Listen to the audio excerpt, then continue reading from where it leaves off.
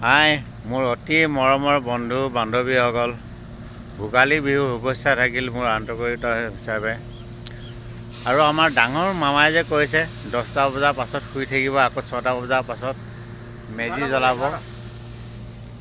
11টা কৰিলে নেকি?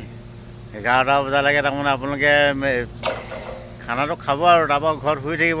সাৰ পাবও পাৰে নাপাবও পাৰে, ৰাতিপুৱা 6টা বজাত কিন্তু মেজিটো জ্বলাব লাগিব। ফুল এনজয় কৰিব।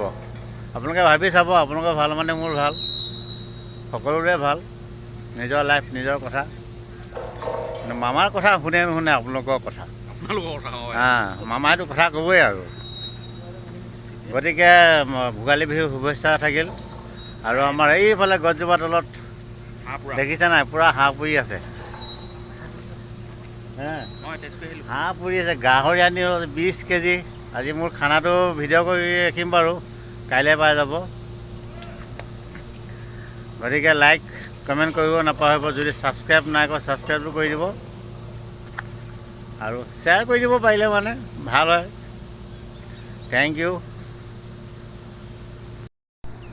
আজি মোৰ কৰ্মস্থলীটো চাই লওক।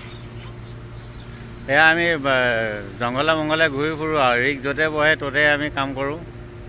ৰিকটোৱেতো এয়া আমাৰ কৰ্ম।